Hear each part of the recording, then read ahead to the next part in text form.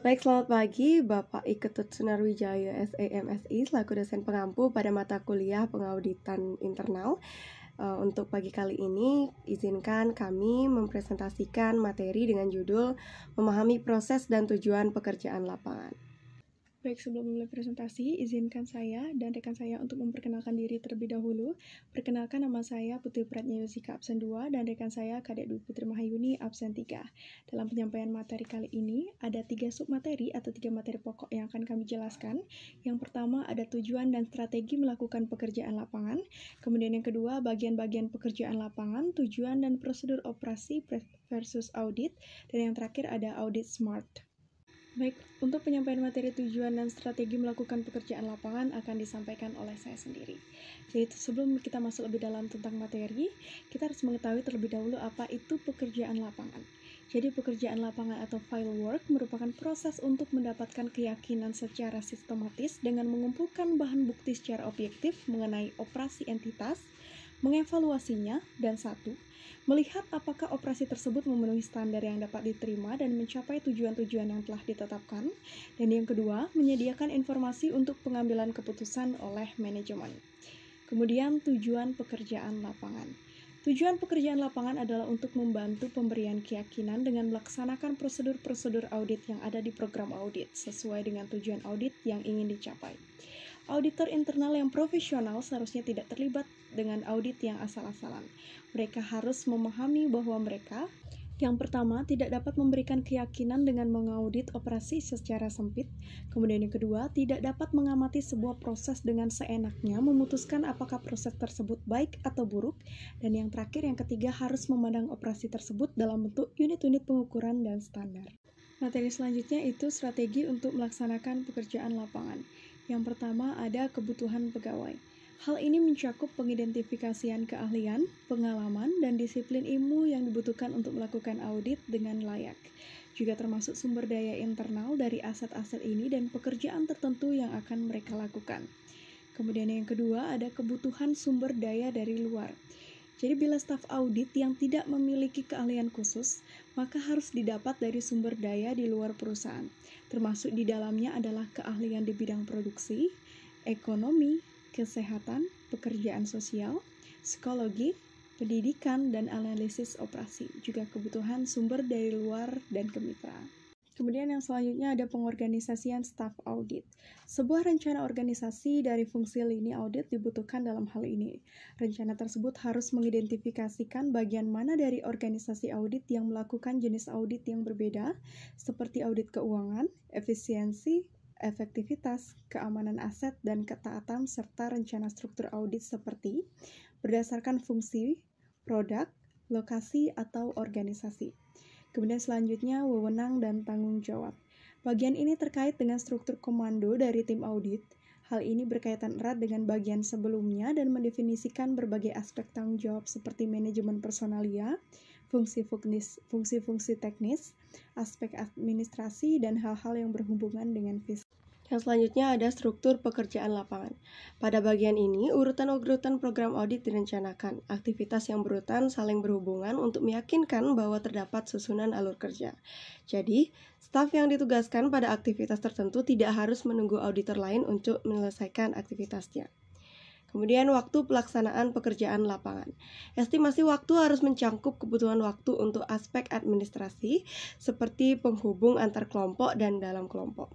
Kebutuhan waktu untuk kegiatan non-operasi dan pendokumentasian serta penulisan draft laporan audit berisi hasil-hasil pekerjaan lapangan. Estimasi waktu yang dibuat akan didasarkan pada pengalaman dan standar operasi untuk jenis-jenis pekerjaan audit yang berbeda pada saat bisa diidentifikasi. Dan yang terakhir yang akan saya jelaskan adalah metode pekerjaan lapangan. Ada 6 metode yang bisa digunakan dalam pekerjaan lapangan, yaitu yang pertama ada observasi, kemudian verifikasi, analisis, konfirmasi, investigasi, dan yang terakhir ada evaluasi. Selanjutnya, metode pendokumentasian. Bagian ini melibatkan akumulasi bahan bukti dan penyiapan kertas kerja. Bagian ini membutuhkan antisipasi hasil-hasil metode pekerjaan lapangan dan juga penggunaan akhir dari audit. Untuk selanjutnya, materi selanjutnya dijelaskan oleh rekan saya, Kadek Dwi Putri Mahayuni. Baik, terima kasih atas kesempatannya. Di sini saya akan menjelaskan materi selanjutnya mengenai penyiapan laporan. Hal ini merupakan tahapan penyajian temuan-temuan audit dan kerangka kasar dari bagian-bagian laporan.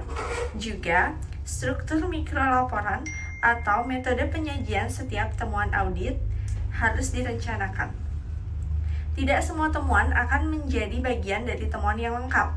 Dalam beberapa kasus, bagian-bagian seperti latar belakang, kriteria, dan dampak mungkin dipinggirkan. Bahkan dalam banyak kasus, laporan direncanakan hampir selesai pada tahap awal audit. Laporan harus dirancang dengan mempertimbangkan pembaca dan pengguna. Pertimbangan kemampuan dan tanggapan pembaca haruslah menjadi perhatian utama dalam rancangan dan isinya. Selanjutnya yaitu rencana kontingensi. Hanya sedikit aktivitas yang akan berjalan sesuai rencana. Oleh karena itu, rencana harus menyediakan kontingensi. Rencana harus memuat kondisi terbaik yang bisa dicapai, yang biasa, dan yang terburuk. Kontingensi harus diantisipasi dan kerangka harus disiapkan untuk situasi-situasi seperti kekurangan staf, tidak ada bahan-bahan yang bisa diaudit, indikasi bahwa kondisi proyek tidak material, indikasi mendadak tentang adanya kecurangan atau kejahatan, halangan yang material dari klien, dan kerusakan komputer atau masalah perangkat lunak. Bagian-bagian pekerjaan lapangan, tujuan dan prosedur operasi versus audit. Tujuan-tujuan audit berbeda dengan tujuan operasi, sebagaimana prosedur-prosedur audit juga berbeda dari prosedur operasi. Tujuan-tujuan operasi adalah hasil-hasil yang ingin dicapai manajer operasi. Misalnya, mendapatkan barang yang tepat di tempat yang tepat, pada waktu yang tepat, dan dengan harga yang tepat. Yang kedua, hanya menerima produk-produk dari pemasok yang memenuhi spesifikasi dan tercakup dalam jumlah yang dipesan. Yang ketiga, yaitu memproses klaim asuransi dengan segera, benar, dan sesuai kebijakan. Prosedur-prosedur operasi dirancang untuk melihat apakah tujuan-tujuan operasi akan tercapai. Misalnya, yang pertama, adanya spesifikasi barang yang jelas dan eksplisit. Yang kedua, penggunaan metode statistik yang sesuai dalam menentukan jumlah yang diterima. Dan yang ketiga, operasi inspek teknis. Audit Smart. Konsep Audit Smart dikembangkan oleh operasi audit pada Carolina Power and Light, salah satu perusahaan publik terbesar di Amerika Serikat. SMART merupakan singkatan dari Selective Monitoring and Assessment of Risk and Trends, atau pengawasan dan penentuan selektif atas risiko dan tren. Metode ini merupakan gabungan penentuan risiko dan audit analitis. Hal ini dimaksudkan untuk mencerminkan efektivitas sistem kontrol internal dan memungkinkan auditor untuk dengan segera mengidentifikasi masalah-masalah potensial, tren yang tidak menguntungkan, dan fluktuasi yang tidak normal. Metode ini menggunakan indikator-indikator kunci sebagai elemen dasar dari proses audit. Terdapat 4 tahap, yaitu pertama, pemilihan bidang-bidang kunci untuk pengawasan dan penentuan. Yang kedua, pengembangan indikator-indikator kunci untuk pengawasan dan penentuan. Yang ketiga, yaitu implementasi. Dan yang terakhir, pemeliharaan teknik-teknik audit SMART. Pemilihan bidang-bidang kunci untuk pengawasan atau penentuan didasarkan pada kriteria-kriteria berikut ini. Yang pertama, risiko-risiko yang dihadapi organisasi. Yang kedua, lingkungan kontrol yang lemah. Yang ketiga, perubahan atau inisiatif-inisiatif baru. Yang keempat, bidang-bidang masalah yang diketahui. Yang kelima, kemampuan menggunakan teknik audit berbantuan komputer secara efektif dari segi biaya. Yang keenam, mutu informasi. Yang ketujuh, likuiditas aset atau potensi kecurangan. Yang kedelapan, kontrak-kontrak utama. Yang kesembilan, manajemen, kekuatan dan fokus. Dan yang terakhir, pengawasan aktivitas oleh yang lain. Indikator-indikator kunci untuk pengawasan dan penentuan akan fokus pada sistem, proses organisasi atau kontrol kunci atas bidang keuangan, operasional, manajerial, dan teknologi informasi. Karakteristik-karakteristiknya adalah yang pertama yaitu penuh makna, selanjutnya sensitivitas, yang ketiga dapat diukur, yang keempat tepat waktu, yang kelima keandalan, dan yang terakhir praktis. Jadi, dalam pemeliharaan teknik-teknik audit SMART mencakup 4 elemen, yaitu yang pertama, penugasan aktivitas-aktivitas audit SMART ke masing-masing anggota tim. Yang kedua, mengupayakan pendokumentasian yang layak dan penyimpanan tersentralisasi. Yang ketiga, evaluasi periodik atas aktivitas audit. Yang keempat, pertimbangan penggunaannya selama proses perencanaan audit tahunan. Carolina Power and Light mengemukakan hasil dari inovasi ini berupa efektivitas biaya yang mendukung proses audit internal tradisional. Berikut ini manfaat-manfaat utamanya.